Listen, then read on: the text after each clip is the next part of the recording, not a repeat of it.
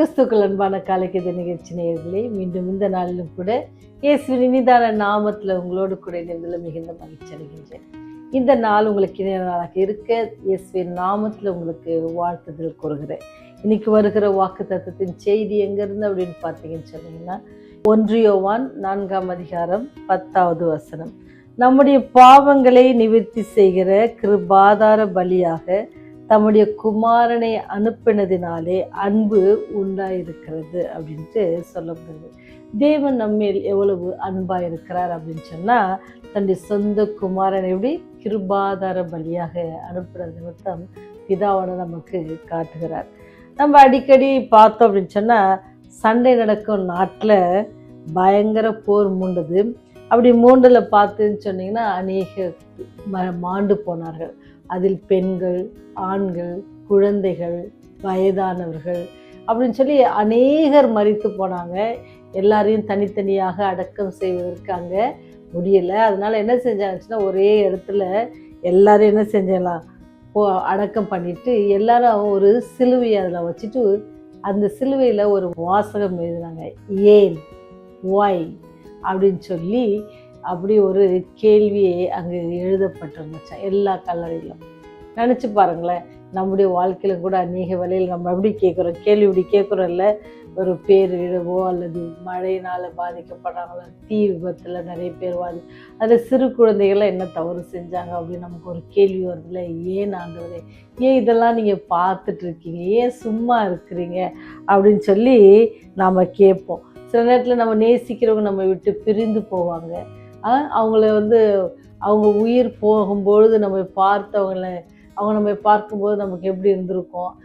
இதெல்லாம் ஏன் ஆண்டவரே எங்களுடைய வாழ்க்கையில் அனுமதிக்கிறீங்க, இதெல்லாம் நமக்கு ஒரு பெரிய கேள்வி.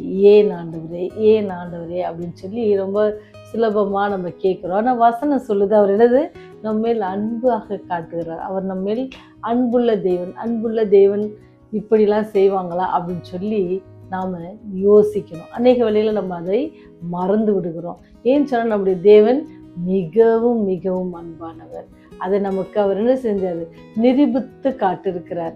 அப்படி நிரூபித்து காட்டிருக்கிற அந்த அன்பான தெய்வத்தை நாம் கேட்கிற கேள்வி, ஏன் ஆண்டவரே, ஏன் இந்த போர், ஏன் இந்த சாபம், ஏன் இந்த வியாதி, ஏன் இந்த வீழ்ச்சி, ஏன் இந்த தோல்வி, எனக்கு ஏன் இந்த வேலையில் எனக்கு இப்பேற்பட்ட ஒரு காரியம், நிறைய ஏன் ஏன் அப்படின்னு சொல்லி கேட்குறோம்.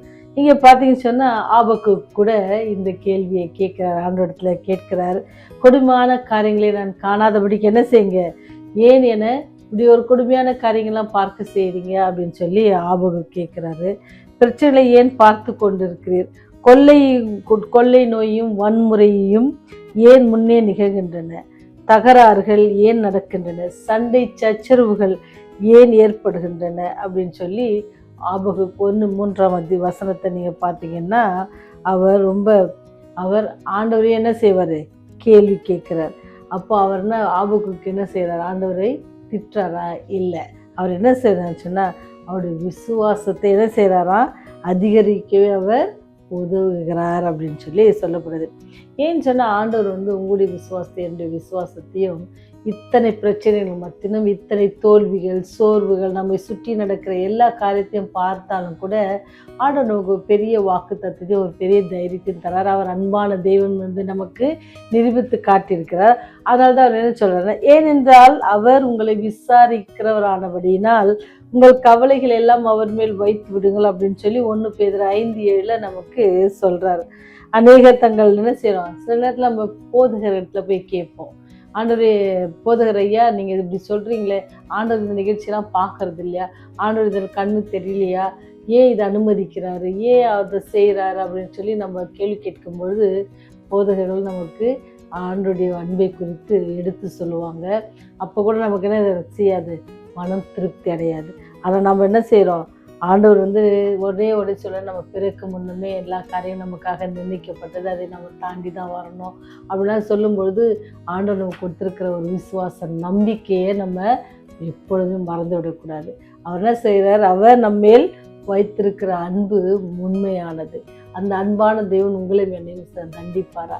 அப்படி இந்த தண்டனைக்கு காரணம் தான் என்ன அப்படின்னு சொன்னால், மனுஷன் மேலே மனுஷன் என்ன செய்கிறான், ஆதிக்கம் செலுத்த ஆசைப்படுகிறான். அந்த உலகத்தையும் அண்ட சராசரத்தையும் படைத்த தேவனை மறந்து மனிதனை ஆண்டு கொள்ள ஆசைப்படும் பொழுது சாத்தான் எப்படி அவனுடைய குணாதிசயத்தை எப்படி மக்களிடத்தில் இணைத்து அவன் என்ன செய்கிறான், சண்டைகளை உருவாக்குகிறான். அல்லது வியாதிகள் எப்படி வருதுன்னா, தகாத உணவுகளை நாம் உட்கொள்வதற்கு அதற்கு அது நம்ம என்னது ஈர்க்கப்பட்டவர்களாக ஏவாளை போல நாமும் ஈர்க்கப்பட்டவர்களாக என்ன செய்கிறோம், அநேக காரியங்களை நம்ம மாட்டிக்கொள்கிறோம். இதுக்கெல்லாம் என்ன அப்படின்னு சொன்னால், மனுஷன் மேல் வைத்திருக்கிற அன்புல என்னது குறைபாடுகள். ஆனால் அதான் ஆண்டவர் சொன்னார், ஒருவரை ஒருவர் நேசிங்க, ஒருவர் உங்களை காட்டிலும் மேன்மையாக எண்ணுங்க. இதெல்லாம் அவர் ஏன் சொல்லிட்டு போனார்னா, சாத்தான் கடைசி நாட்களில் இதெல்லாம் ஆயுதமாக எடுத்து என்ன செய்வானா, தேவனுடைய பிள்ளைகளை சோதித்து விசுவாசத்திலிருந்து பின்வாங்கி போவதற்கு அவன் என்ன செய்வான், வழி நடத்துவான். அப்போ நம்ம ஏன் சொன்னோம் அப்படின்னு சொன்னால், ஆண்டவர் இன்னைக்கு நமக்கு கொடுக்குற வாக்குத்தத்தம் என்ன அப்படின்னு சொன்னால், நீங்கள் என்ன செய்யுங்க, எல்லா காரியத்தையும் நான் உங்களை விசாரிக்கிறதா இருக்கும், நீங்கள் எதுக்கு என்ன செய்யாதீங்க, கவலைப்படாதீங்க, எல்லாத்தையும் என்ன செஞ்சுருங்க, என்கிட்ட சொல்லிடுங்க, நான் உங்களை பார்த்துக்குவேன். நீங்கள் என்ன செஞ்சிடாதீங்க, சோர்ந்து போயிடாதீங்க. விசுவாசத்தில் கொஞ்சம் பலவீனப்பட்டாலும் சாத்தான் நம்ம மேற்கொள்வதற்கு அதிக முயற்சிகளை எடுப்பான். நம்மை சுற்றிலும் நடக்கிற பிரச்சனைகளையே நம்ம என்ன செய்யும், நம்முடைய விசுவாசத்தை பலவீனப்படுத்தும். அப்படி இல்லாதபடிக்கு எல்லாவற்றுக்கும் கண்ட்ரோலர் யார் தான், கடவுள் தான். ஒருவேளை சாத்தான் இந்த நாட்களில் அவன் வெற்றி பெறுவதைப் போல காணப்பட்டாலும் ஆண்டவர் என்ன செய்கிறார், அவனை சிலுவையிலே ஜெயித்தார் என்பதை நாம் என்ன செஞ்சக்கூடாது, மறந்துடக்கூடாது. ஆண்டவர் நம்ம எந்த நன்மையினால ஆசீர்வதிப்பதும் நன்மை செய்கிறவராக தான் அவர் இருந்திருக்கிறார். அவர் யாரையுமே என்ன இல்லை கடிந்து கொண்டோ அல்லது அவளுக்கு கஷ்டத்தை கொடுக்குற தேவனை நாம் வணங்கலை. ஆனால் நாம் என்ன செய்யணும்னு சொன்னால், தேவன் துன்பத்திற்கு காரணர் அல்ல என்பதை அறிந்தாலும் அதை என்ன செய்யணுமா, நம்ம அதை உள்ளுக்குள்ளே நம்ம ஏற்றுக்கொள்ளணும். நம் விசுவாசத்தில் உறுதிப்பட அவர் கற்றுக் கொடுக்கிறார். நம்மில் அவர் அன்பாக இருக்கிறார் என்பது என்னது உண்மையான ஒரு காரியம். தேவன் நம்மில் அன்பாக இருக்கிறார். நம்மை சுற்றி நடக்கிற காரியங்கள் எல்லாவற்றிலும் நம்மோடு கூட இருக்கிறார். நம்ம எதுக்கும் பயப்படாதபடிக்கு கவலைப்படாதபடிக்கு எல்லாவற்றையும் அவர்கிட்ட நம்ம ஒப்பு கொடுத்து ஒவ்வொரு நாளும் நம்ம அவரையே நம்பி ஜீவிப்போன்னு சொன்னால், அடுத்த ஒப்படைத்து ஜீவிப்போன்னு சொன்னால் அவர் நம்மை பாதுகாத்துக் கொள்வார். செய்வோம். கிருபை நிறைந்தவரே, இரக்கம் கொண்டவரே, எங்களுடைய தேவைகள் எல்லாம் அவ்வப்பொழுது சந்திக்கிறவரே, எங்களுடைய கவலைகள் எல்லாம் இடத்துல தரும்படியும் அதை நான் பார்த்துக்கொள்ள உங்களை நான் விசாரிக்கிறவராக இருக்கிறேன் என்று சொல்லி எங்களுக்கு ஆறுதலான ஒரு அன்பான வாக்குத்தத்தத்தை கொடுத்ததற்காக நன்றி செலுத்துகிறோம். எங்களை சுற்றி நடக்கிற எல்லா பிரச்சனையும் பார்த்து விசுவாசத்தில் நாங்கள் பலவீனப்படாதபடிக்கு தேவன் நம்மளை விசாரிக்கிறவர், நம்முடைய காரியங்களை அவர் பொறுப்பெடுத்துக் கொள்வார் என்று சொல்லி அவருடைய கவலைகள்லாம் அவருடைய ஒப்படைத்து விட்டு இந்த நாளில் நாங்கள் தொடங்குகிறோம். கர்த்தாவே, இந்த நாளில் நாங்கள் செய்ய இருக்கிற எல்லா காரியங்களுடைய கிருபை எங்களோடு கூட இருக்கட்டும், உடைய வழிநடத்துதல் எங்களோடு கூட இருக்கட்டும். நாங்கள் உமக்கு பயந்து ஜீவிக்க எங்களுக்கு கிருபை பாராட்டுங்க. ஆண்டவரே, அன்பில் நிலைத்திருக்க கிருபை செய்யுங்க. இயேசுவின் வழியை ஜெபிக்கிறோம் ஜீவனுள்ள நல்ல தகப்பனே. ஆமென். ஆமென்.